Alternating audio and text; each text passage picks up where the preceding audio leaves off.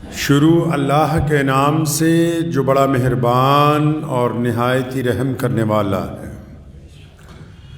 تمام حضرات درود شریف پڑھ لیجئے۔ اللہم صلی علی محمد وعلی آل محمد کما صلیت علی ابراہیم وعلی آل ابراہیم انک حمید مجید۔ اللہم بارک علی محمد وعلی آل محمد کما بارکت علی ابراہیم وعلی آل ابراہیم انک حمید مجید۔ رمضان المبارک کی آمد بالکل قریب ہے، اور رمضان المبارک کی سب سے بڑی عظمت والی بات یہ ہے، سب سے بڑی رمضان المبارک کی خصوصیت یہ ہے کہ رمضان المبارک کا بابرکت مہینہ نزول قرآن کا مہینہ ہے۔ اس عظمت والے مہینے میں عظمت والی کتاب، عظمت والے نبی کو اللہ تبارک و تعالیٰ نے عطا فرمائی ہے۔ قرآن پاک کو پڑھنا، قرآن پاک کو سمجھنا، قرآن پاک کو پڑھانا اور قرآن پاک کو دوسروں کو سمجھانا، قرآن پاک پر عمل کرنا،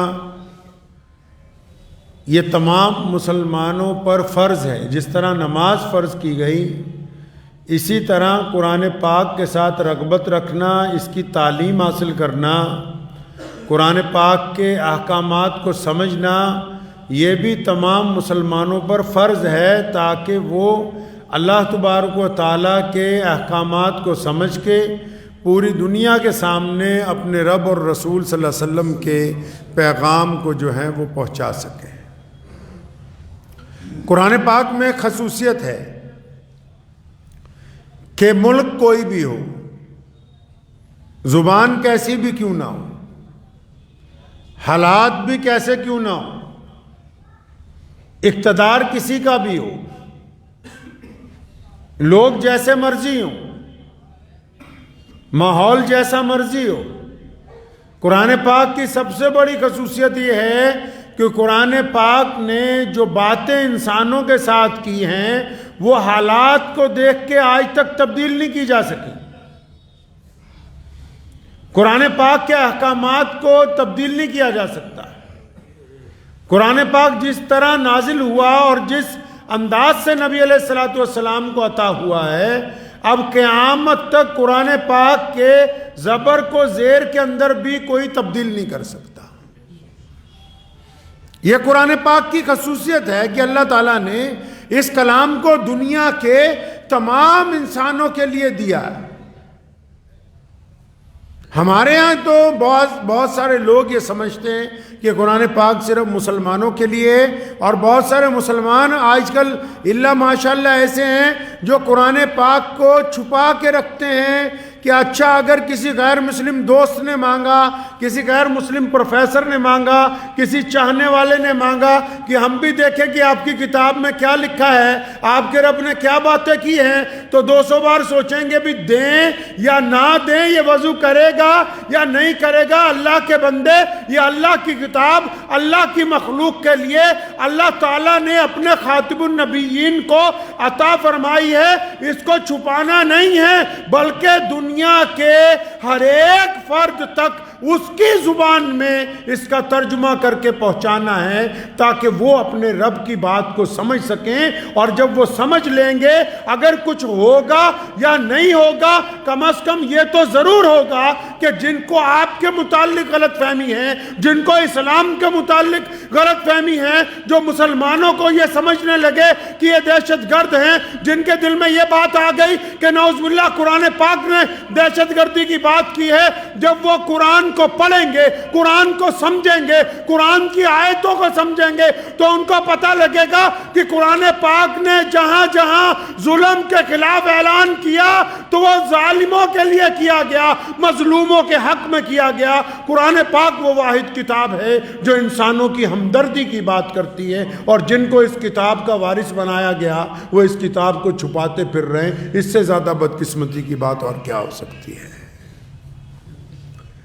جن کو وارث بنایا اس کتاب کا، قرآن پاک کی خصوصیت پتہ کیا ہے آپ کو پتہ ہے؟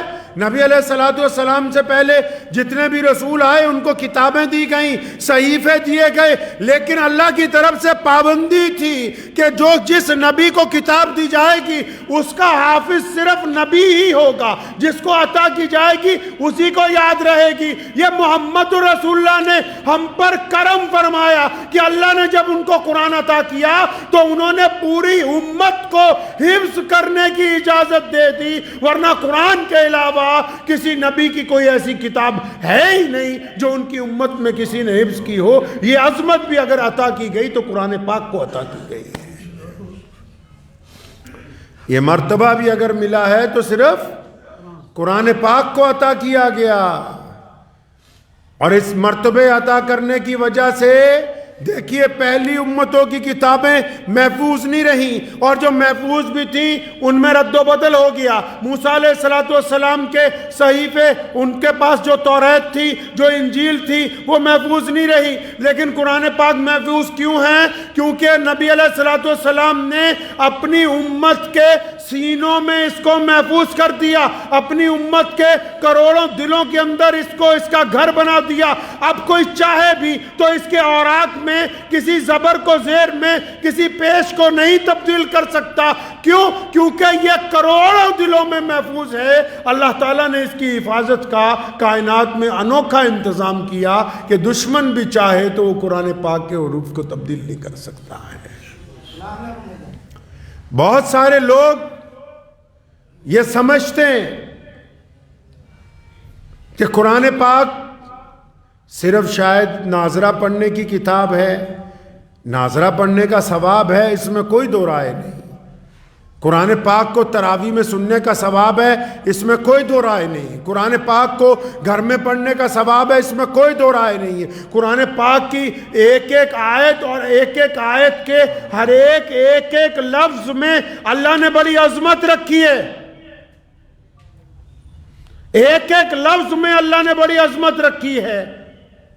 بسم اللہ بھی اگر آپ پڑھیں گے تو با کی الگ عظمت، سین کی الگ عظمت، میم کی الگ عظمت، کوئی لفظ ایسا نہیں جس کو اللہ نے عظمت والا نہ بنایا ہو، برکت والا نہ بنایا ہو، جس کے ساتھ اللہ تبارک و تعالیٰ نے برکتیں نہ جوڑ دی ہوں، عظمتیں نہ جوڑ دی ہوں۔ لیکن اس کے باوجود ہمیں یہ پابند کیا گیا کہ اس کو پڑھنا تو ہے، اس کو برکت کے لیے تو پڑھنا ہے، اس کو کسی کی بیماری کے لیے تو پڑھ سکتے ہیں، لیکن سب سے پہلے اس کو پڑھنا ہے تو عمل کرنے کے لیے پڑھنا ہے۔ اگر اس کی تشہیر کرنی ہے تو اپنے آپ کو سیدھے راستے پر لانے کے لیے کرنی ہے۔ اب بدقسمتی کی بات تو یہ ہے کہ ہم نے قرآن پاک کو اس کے نزول کے مطابق، قرآن پاک کو اس کے مقصد کے مطابق، قرآن پاک کو اس کے ترجمے کے مطابق پڑھنا بالکل بند کر دیا ہے۔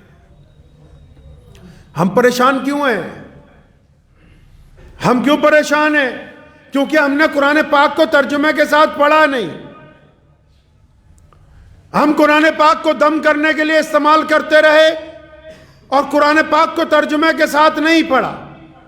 اچھا ترجمے کے ساتھ پڑھتے تو ہمیں پتہ لگتا کہ جو بیپاری بیپار کر رہا ہے، یہ جو ترازو ہاتھ میں پکڑا قرآن پڑھا ہوا ہوتا اور اس نے ترجمہ پڑھا ہوا ہوتا تو اس کو پتہ ہوتا کہ میں ایک بیپاری ہوں، میرے رب نے قرآن میں مجھے کہا ہے کہ برابر تولنا، غلط مت تولنا، میری نگاہ تجھ کے اوپر ٹکی ہوئی ہے۔ کیونکہ قرآن نہیں پڑھا، اس لیے افسر تو بن گیا ہے، اقتدار میں تو آ گیا ہے، لیکن بڑے لوگوں کو کچھ کرنے کے لیے کام کرتا ہے، اپنی مرضی کے مطابق قرآن کرتا ہے۔ لیکن اگر قرآن پڑھا ہوتا تو پھر اس کی بات سمجھ آ جاتی کہ میں کلمہ لا الہ الا اللہ محمد رسول اللہ پڑھنے والا ہوں، میں انصاف کا قلم لے کے بیٹھا ہوں، میں کسی کو مسلمان ہونے کی وجہ سے چھوڑ نہیں سکتا، کسی کو غیر مسلم ہونے کی وجہ سے سزا نہیں دے سکتا، بلکہ جو رب رسول نے انصاف کے تقاضے پورے کرنے کے لیے کہا ہے اس کے مطابق کام کروں گا۔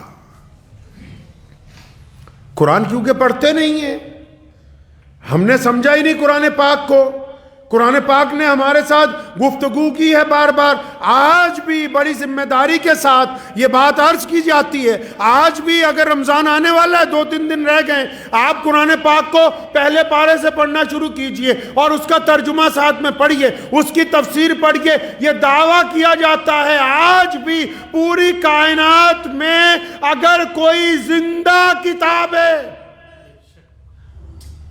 کائنات میں کوئی زندہ کتاب جو آپ سے بات کر سکتی ہے, جو آپ کے مسائل کو سمجھ سکتی ہے, جو آپ کی دل کی باتوں کو جانتی ہے, جو آپ کی تکلیفوں کو محسوس کرتی ہے, جس کے پاس آپ کی پریشانیوں کا حل ہے, آپ قرآن پڑھنا شروع کریں گے, ایک پارے کے بعد آپ یقیناً خود اپنے آپ کو کہیں گے کہ لگتا ہے یہ کتاب آج ہی نازل ہوئی, اور یوں لگتا ہے کہ جیسے میرے لیے نازل ہوئی, ایسے لگتا ہے جیسا میرا رب میری پریشانیاں جانتا ہے, اس کو میرے دکھوں کا پتہ ہے, اس کو میری اصلیت پتہ ہے, وہ مجھے ترقی کے راستے پر لے جانا چاہتا ہے, کیونکہ قرآن پڑھا ہی نہیں, اس لیے پتہ ہی نہیں کہ اللہ تعالیٰ کا قرآن کہتا کیا ہے.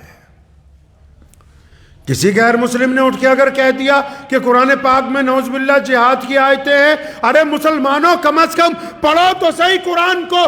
دہشت گردی کے خلاف, آتنکواد کے خلاف دنیا میں پہلی سرجیکل سٹرائک قرآن پاک نے کرنے کا حکم دیا, اور اعلان کیا گیا کہ ان غریب لوگوں کی, ان مظلوم لوگوں کی مدد کیوں نہیں کرتے جن کے اوپر ظلم کیا گیا. قرآن پاک نے دہشت گردی کی بات نہیں کی, دہشت گردی کی مخالفت کی بات کی ہے.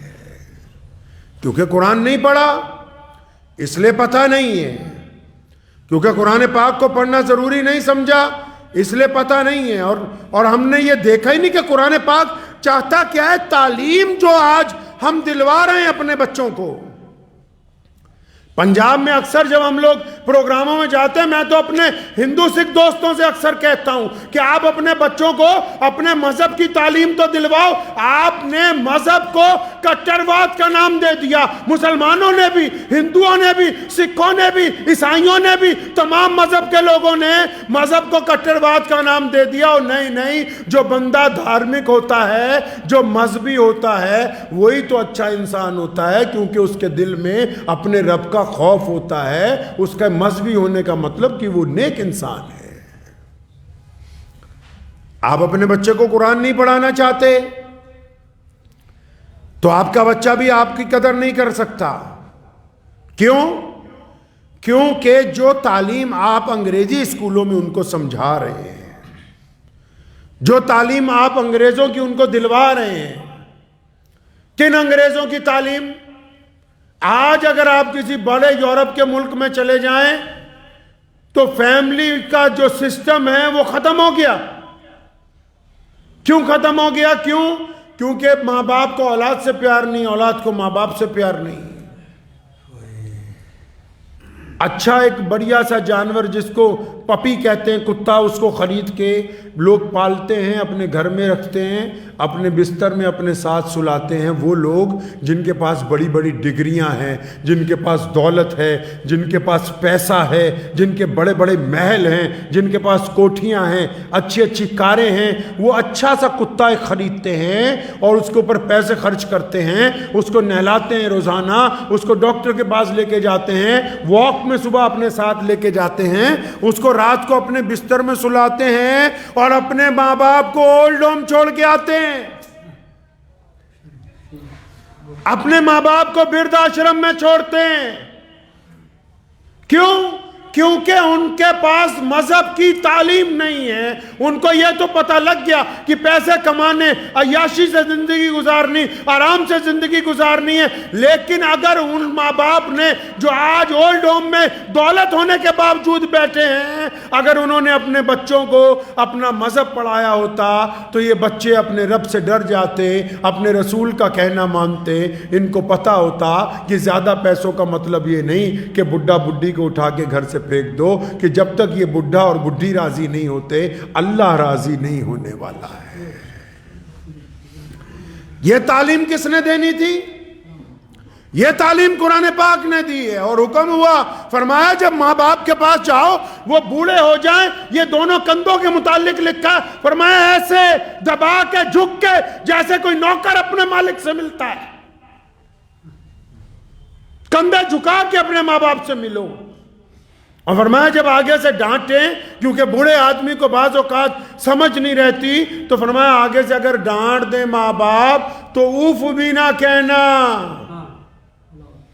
کیونکہ تو جب چھوٹا تھا گوشت کا لوتھڑا تھا اور تجھے انہوں نے اپنے جگر کا خون پلا پلا کے پالا ہے، اپنا پیٹ کاٹ کے تجھے کھلایا ہے. قرآن پاک میں یہ خاصیت ہے، کیونکہ قرآن نے ایک بہت بڑے عالم کو، قرآن نے ایک بہت بڑے افسر کو، قرآن نے ایک بہت بڑے وزیر کو، قرآن نے ایک غریب کو، بڑے اور چھوٹے کو، جن کے دلوں میں قرآن کا احترام ہے، وہ اپنے ماں باپ کے غلام بنے ہوئے ہیں. اور جنہوں نے قرآن پاک کو پڑھا ہی نہیں، وہ ماں باپ کو گالی دے کے نماز پڑھنے جا رہے ہیں. ان کو پتہ ہی نہیں کہ ماں باپ کی ناراضگی کے بعد نماز ہوتی ہی نہیں ہے.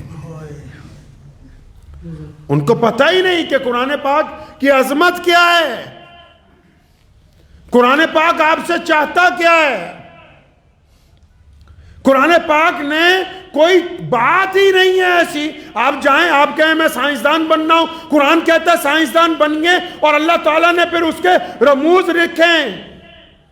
ایک بہت بڑا کیپٹن جو سمندر کا تھا، وہ ایمان جب لے کے آیا، جرمن کا رہنے والا تھا، تو اس نے ایمان کیوں لے کے آیا؟ اس کو کسی صاحب نے قرآن پاک دیا. اس نے قرآن پاک میں جب سمندر کا ذکر پڑھا، قرآن پاک میں حضرت یونس علیہ السلام کا واقعہ ہے، پھر اس مچھلی کا واقعہ ہے جو یونس علیہ السلام کو اپنے پیٹ میں لے کے سمندر میں اتری، پھر اس تحت الثری کا واقعہ ہے جو سمندر کے نیچے پھر ایک سمندر ہے، پھر اس سے اگلے سمندر کا واقعہ ہے جو بالکل کالا ہے، جہاں بالکل اندھیرا ہے. جب ان سمندروں کا ذکر اس نے پڑھا تو اس کا دماغ گھوم گیا. وہ کہنے لگا یہ محمد الرسول اللہ، ہمارے پیارے پیغمبر. کیونکہ غیر مسلم دوست بہت سارے یہ سمجھتے ہیں کہ شاید قرآن پاک محمد رسول اللہ کی کتاب لکھی ہوئی ہے. نہیں، قرآن پاک تو محمد رسول اللہ کو اللہ نے دیا ہے، یہ اللہ کی کتاب ہے. جب اس نے یہ واقعہ پڑھا سمندر کا، تو اس نے نبی علیہ السلام کی زندگی پر کتابیں منگوا لی کہ میں یہ پڑھوں گا کہ وہ کون سے جہاز میں بیٹھے تھے، کون سے کپڑے استعمال کیے تھے، کس طرح آج سے 1450 سال پہلے سمندر کے نیچے چلے گئے. ان کو کیسے پتا ہے کہ سمندر کے نیچے ایک اور سمندر ہے؟ کہ میری زندگی تو 50 سال گزر گئی، مجھے پہلی طے کا پتا ہے، مجھے پتا ہے کہ اس کے نیچے ایک اور جگہ ہے، لیکن ہم جا نہیں سکے. یہ قرآن کیسے باتیں کرتا ہے کہ اتنی نیچے جا کے تحت الثری میں وہ اتر گئی یہ مچھلی. تو وہ بڑا حیران ہوا، کہنے لگا محمد رسول اللہ کی زندگی پڑھنی ہے، کون سی کشتی استعمال کی، کون سے کپڑے استعمال کیے، کون سی گیس استعمال کی. اور جب کتابیں پڑھی پتہ لگا پیارے پیغمبر تو کبھی کشتی پر سوار ہی نہیں ہوئے، پیارے پیغمبر نے تو کبھی سمندر کا سفر کیا ہی نہیں. تو اس کو کسی بتانے والے نے بتایا یہ کتاب اللہ کی کتاب ہے، یہ محمد رسول اللہ پر نازل کی گئی ہے، اس میں دنیا کے آخرت کے تمام راز اللہ نے اپنے محبوب کے اوپر کھول کے بیان کیے ہیں. تب اس نے کہا کہ بے شک میں اس بات کو ماننے کے لیے تیار ہوں سمندر کا ماہر ہونے کے باوجود کہ اگر کوئی سچی کتاب ہے تو محمد رسول اللہ کو عطا کی گئی قرآن پاک ہے. تو ہمیں تو ماشاءاللہ اللہ تعالیٰ نے اس قرآن پاک کو ہمارے گھروں کے اندر عطا فرمایا. ہم نے کیا کیا قرآن پاک کے ساتھ؟ کل مجھے ایک مولانا صاحب کا فون آیا، تھوڑی ناراضگی میں بول رہے تھے کہ حضرت آپ نے کہہ دیا گھروں میں تراویحیں مت کراؤ، پھر یہ حافظ بیچارے، تو یہ حافظ اس لیے تو نہیں بن رہے کہ ان کو چند پیسوں کی ضرورت ہے، یہ اللہ تبارک و تعالیٰ کے قرآن کے محافظ ہیں جو ان کا درجہ ہے تمہاری عقل وہاں تک پہنچ ہی نہیں سکتی. تمہیں 5-10 ہزار 50 ہزار نظر آ رہے ہوں گے، قرآن کے ساتھ کھلواڑ کرنا چاہتے ہو، کیونکہ جن کی غیرت مر گئی نا، جن کا ضمیر مر گیا ہے. اصل موت وہ نہیں ہوتی جب بندے کی سانس رک جاتی ہے، اصل موت وہ ہے جب کسی کی غیرت مر جائے. یہ غیرت ہی تو مر گئی کئی مسلمانوں کی کہ 3 دن میں قرآن ختم کرانا ہے، اور ان 3 دن کے قرآن پاک میں باہر بیڑیاں پیے، باہر پان کھائیں، باہر چائے پیے، اور جب یہ امام 2 پارے پڑھنے کے بعد رکوع کرے ہائی کرتے ہوئے دوڑتے ہوئے آؤ اور رکوع میں شامل ہو جاؤ. یہ غیرت ہی تو مر گئی کہ خدا کے عذاب کو للکارتے پھرتے ہو تم. اور بے ادبی کس کو کہتے ہیں؟ اور دین میں گنڈا گردی کس کو کہتے ہیں؟ اسلام کو چھوڑا قدم قدم پر، تبھی تو آج سریا سے زمین پر آ کے گر گئے. قدم قدم پر دین میں گنڈا گردی کرنے کی کوشش کرتے ہیں. کیا اس لیے اللہ تبارک و تعالیٰ نے قرآن پاک ہمیں عطا فرمایا تھا؟ ارے رمضان کا مقدس مہینہ ہے، رمضان میں تو بات ہی قرآن پاک کی ہونی چاہیے. رمضان میں آپ کو پتہ ہے جب کوئی قاری قرآن پاک کو پڑھتا ہے اپنی خوش لحان آواز میں، جیسے ابھی آپ کوئی نعت پڑھنے والا نعت پڑھے گا یا کوئی ابھی یہاں قاری قرآن پڑھنے لگ پڑے، تو اگر کوئی مجمع نہ بھی ہو، جہاں جہاں آواز جائے گی لوگ آنے لگیں گے، بھیڑ اکٹھی ہونے لگے گی. جب کوئی قاری اللہ کا قرآن پڑھتا ہے، حدیث پاک کا مفہوم ہے کہ فرشتے دوڑ دوڑ کے آنے لگتے ہیں اس قرآن کو سننے کے لیے، کیونکہ فرشتوں کو قرآن سننے کی تو اجازت ہے، پڑھنا ان کو نہیں آتا، وہ پڑھنے نہیں قابل. اس لیے وہ جب کوئی قاری قرآن پڑھتا ہے لپک لپک کے سننے کے لیے آتے ہیں، اور جن کو اللہ نے خود پڑھنے کی ہمت عطا کی ہو وہ قرآن پاک پڑھنے کے لیے تیار نہیں ہے. یہ جن کے دماغ میں ہے نا کہ دوسروں سے پڑھوا لیں گے، ہر ایک رمضان میں اگر آپ ناظرہ بھی پڑھتے ہیں تو کم از کم ایک قرآن پاک ختم کرنا ضروری ہے. اگر آپ کو ٹوٹا پھوٹا طریقے سے بھی پڑھنا آتا ہے تب بھی. یہ عذر نہیں ہے کہ جی ہماری روانگی نہیں ہے، یہ کوئی عذر نہیں. اچھا تمہارے دانت نکل جائیں تب بھی آرام سے بوٹیاں کھاتا ہے دبا دبا کے. قرآن پاک اگر آہستہ پڑھنا آتا ہے تو پڑھے ہی نا. کوئی اپنے جسم میں پریشانی آ جائے تب بھی کھانے پینے سے ہٹتا نہیں ہے، تھوڑا تھوڑا کر کے نکل رہا ہے، قرآن پاک نہیں پڑھنا. گھر میں لوگوں کے بچوں کو بلا کے، اللہ کے بندے ابا تمہارے انتقال کر گئے، اماں تمہاری نہیں ہیں، دادا دادی تمہاری نہیں ہیں، وہ دعا تمہاری چاہتے ہیں لوگوں کی نہیں. کیونکہ جب تم دعا کرتے ہو تم دل سے کرتے ہو، رو کے کرتے ہو، اور جب کسی کو بلا کے کرواتے ہو نا اگلے کو بھی جلدی ہوتی ہے کہ چلو پھٹافٹ الحمدللہ پڑھ کے کھانا کھائیں، میں اپنے گھر جاؤں تم اپنے گھر جاؤ. قرآن پاک کی عظمت کو سمجھ لیں آج بھی، اور اللہ نے قیامت تک اس کتاب کی حفاظت کا وعدہ اپنے ذمہ لے رکھا ہے. سنو قرآن پاک کی عظمت. آپ کو اس بات سے قرآن کی عظمت سمجھ نہیں آئی یار کہ یہ دیکھو ابھی پیچھے فرانس میں، ڈنمارک میں 2-3 شرارتی لوگوں نے قرآن پاک جلانے کی بات کی. پوری کائنات میں ان کو ایک ہی کتاب ملی. اندازہ لگاؤ قرآن پاک کی عظمت کا کہ دشمن کو آج بھی اس کتاب سے کتنا ڈر لگتا ہے. اس بات سے اندازہ لگاؤ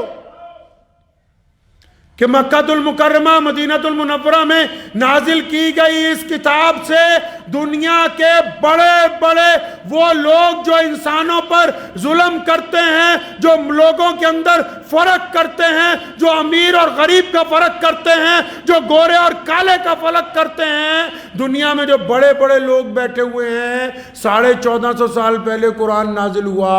آج بھی اگر ان کو خوف محسوس ہو رہا ہے تو صرف اللہ کے قرآن سے ہو رہا ہے، ورنہ دنیا میں بہت ساری کتابیں مسلمانوں نے اب تک لکھی ہیں، بہت سارے مضمون لکھے ہیں، لیکن آج بھی اگر تکلیف محسوس کر رہے ہیں تو اللہ کے قرآن سے. کیوں؟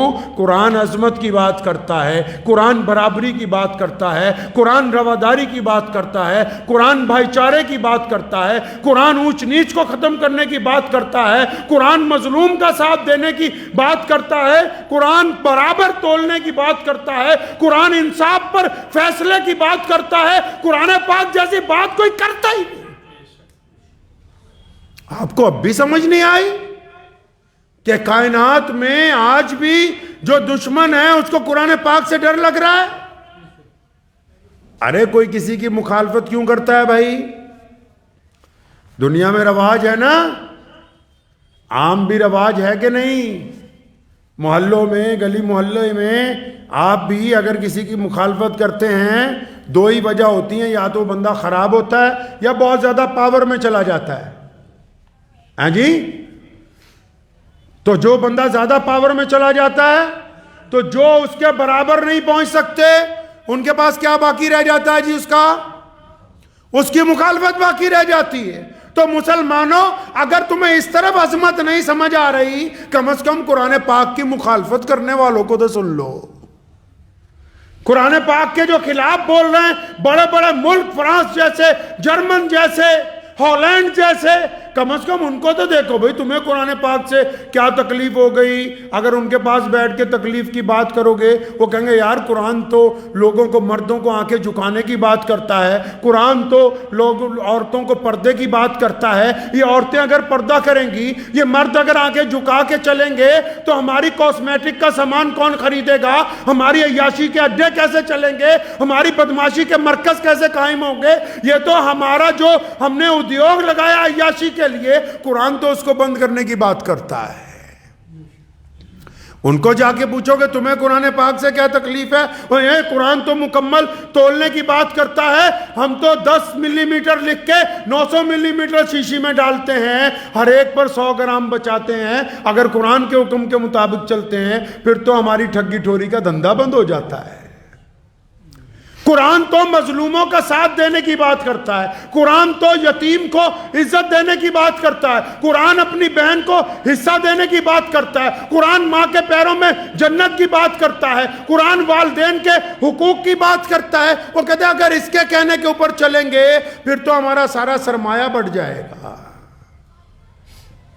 لیکن یاد رکھو زندہ قومیں کامیاب وہی ہیں، کامیاب وہی ہیں کائنات میں جنہوں نے اپنے رب اور رسول کی پیروی کی ہے، جنہیں رب اور رسول کا کہنا مانا ہے۔ ہمارے پاس اللہ تبارک و تعالیٰ نے قرآن پاک جیسی خوبصورت کتاب عطا فرمائی جو ہمارے لیے مشعل راہ ہے۔ نبی علیہ السلام نے اس قرآن پاک کو بے انتہا تکالیف کے بعد ہمیں عطا کیا ہے۔ نزول قرآن کے اگر آپ واقعات پڑھیں گے، امی عائشہ فرماتی ہیں سخت سردی میں بھی اگر جب قرآن پاک نازل ہوتا تھا نبی علیہ السلام پہ تو آپ صلی اللہ علیہ وسلم کا چہرہ مبارک، پیشانی مبارک پسینے سے تر ہو جاتی تھی۔ پھر ایک جگہ لکھا ہے قرآن پاک جب نازل ہوتا تھا تو اگر سواری پر ہوتے تھے تو اتنا وزن تھا کہ سواری ہمیشہ زمین پر بیٹھ جایا کرتی تھی۔ سیدنا ابو بکر فرماتے ہیں ایک دفعہ میری ران پر سر تھا، نبی علیہ السلام آرام فرما رہے تھے، قرآن پاک کا نزول شروع ہوا، فرمایا اتنا وزن تھا مجھے محسوس ہوا کہ شاید میری ران کی ہڈی ٹوٹ جائے گی۔ پیارے نبی علیہ السلام نے یہ عظمت والی کتاب بڑی مشقت سے امت کو عطا کی، اور آپ کو کیسے عطا کر دی؟ رحمت بنا کے، ہدایت بنا کے، شفقت بنا کے۔ اب تم بسم اللہ پڑھ کے پھونک مار دو، اللہ برکت عطا فرما دیں گے۔ تم بسم اللہ پڑھ کے گاڑی چلاؤ، ایکسیڈنٹ ممکن ہو ہی نہیں سکتا۔ تم بسم اللہ پڑھ کے کام شروع کرو، اس کے اندر فائدہ شامل ہو جائے گا۔ اللہ تبارک و تعالیٰ نے تمہیں یہ جو کتاب رسول کو عطا فرمائی اپنے صلی اللہ علیہ وسلم کو، نبی علیہ السلام نے اس کو رحمت بنا کے آپ کو دے دیا ہے۔ اب تو اس کی قدر کرنی چاہیے کہ نہیں کرنی چاہیے؟ اچھا کہتے ہیں کہ مریض جب بیمار ہو پھر تو دوائی زیادہ اچھے طریقے سے کھاتا ہے، تو اب تو کچھ پریشانیاں ہیں، کچھ دکھ ہیں، کچھ تکلیفیں ہیں، ہم اپنے دکھوں میں تکلیفوں میں ڈاکٹر کے پاس تو جا رہے ہیں، اپنے رب کی طرف رجوع نہیں کر رہے۔ ڈاکٹر کے پاس تو جا رہے ہیں، اپنے قرآن کو نہیں پڑھ رہے۔ ٹھیک ہے ڈاکٹر دوائی دے سکتا ہے، شفا کا فیصلہ نہیں کر سکتا۔ موسیٰ علیہ السلام کو تکلیف ہوئی، اللہ تعالیٰ نے کہا فلاں جڑی بوٹی کھا لیجئے، کھائی شفا ہو گئی، دوبارہ ہوئی وہی کھائی تو تکلیف بڑھ گئی۔ کیوں؟ شفا اللہ تعالیٰ دینے والے ہیں، ڈاکٹر دینے والا نہیں ہے۔ تو جو دنیاوی اسباب کو اختیار کر رہے ہیں تو کم از کم یہ بھی ذہن میں رکھنا چاہیے کہ ہم اللہ کے قرآن کے ساتھ جڑے رہیں گے انشاءاللہ۔ اور جو غیر مسلم دوست بھائی اس نیت کے ساتھ نہیں کہ ہم تو اس لیے قرآن شریف بانٹ رہے ہیں کہ پتہ نہیں فلاں بندے نے ایمان لے آنا ہے، وہ بات کی بات ہے، مقدر کی بات ہے، لیکن دنیا کے لوگوں کو یہ بتانے کے لیے کہ قرآن پاک نبی علیہ الصلوۃ والسلام پر نازل ہونے والی وہ کتاب ہے جس نے تمام انسانوں کے ساتھ رواداری کی بات کی ہے، جو تمام انسانوں کی ہمدردی کی بات کرتا ہے، جس میں کسی کی مخالفت میں، کسی کے خلاف، کسی کا نام لے کے کوئی بات نہیں کہی گئی۔ جو غلط فہمیاں اسلام دشمن طاقتوں نے عام لوگوں کے دلوں میں ڈالی وہ کیسے دور ہوں گی؟ وہ تب دور ہوں گی جب میں اور آپ قرآن پاک کو ہدیتاً لوگوں کو دینا شروع کریں گے۔ قرآن پاک کو ہدیتاً لوگوں کو دینا شروع کریں تاکہ لوگ اس سے فائدہ اٹھا سکیں، اپنی غلط فہمیاں دور کر سکیں۔ اپنی مادری زبان میں اس کا ترجمہ کیجئے، اپنی مادری زبان میں۔ ہم لوگ ابھی وہاں مہاراشٹر گئے تھے تو یہ سن کے بڑی حیرانی ہوئی کہ مراٹھی میں قرآن پاک کا ترجمہ نہیں وہاں موجود تھا۔ کشمیر میں گئے، اس دن جموں میں پروگرام تھا، بڑی خوشی ہوئی کہ گوجری میں مولانا نے قرآن پاک کا ترجمہ کیا اور پھر وہاں کی مقامی زبان میں بخاری شریف کا ترجمہ کیا۔ یہ ضرورتیں ہیں، آپ اپنی زبان کو نظر انداز مت کیجئے۔ اپنے لب و لہجے میں، اپنی زبان میں اپنے رب کی، اپنے نبی علیہ الصلوۃ والسلام کی باتیں، ان کا ذکر اپنے حلقے کے اندر کیجئے۔ اگر آپ ایسا کریں گے اللہ تبارک و تعالیٰ اس کا فائدہ عطا فرمائیں گے، کریں گے انشاءاللہ۔ تو وعدہ کر لیں کہ اس رمضان میں انشاءاللہ جو ناظرے والے ہیں وہ بھی مکمل قرآن ختم کریں گے انشاءاللہ، اور اپنی اپنی مسجدوں میں 27ویں شب کو کم از کم ہمارے اکابرین کا یہ رواج رہا ہے اور تمام دنیا میں بھی یہ رواج ہے کہ قرآن سارا مہینہ سنتے تھے۔ یہ تو ہمیں کوئی پتہ نہیں نظر لگ گئی یا بیماری لگ گئی یا حرام کھانے سے کچھ جراثیم پیدا ہو گئے کہ ہم چاہتے ہیں کہ بس ایک ہفتے میں 15 دن میں نپٹ کے ادھر ادھر جائیں، آوارہ گردیاں کرتے پھرے، پھر رمضان کے مقدس مہینے میں گناہ ہو جائیں تاکہ اور مصیبت سر پہ پڑ جائے۔ کم از کم اپنی اپنی مسجد میں 27 دن کا قرآن پاک ختم کروائیے، سارا رمضان مسجد کی رونق بن کے رہیے۔ خدا کی قسم آپ مسجد میں رونق بن کے آئیں گے، یہ مسجد آپ کے لیے دعا کرے گی رات کے پچھلے پہر کہ اللہ جنہوں نے مجھے آباد کر رکھا ہے نا تو ان کے گھروں کو آباد کر دے۔ اس لیے مسجدوں کی دعائیں لیں، مسجدوں کی بد دعائیں نہ لیں۔ وآخر دعوانا ان الحمدللہ رب العالمین۔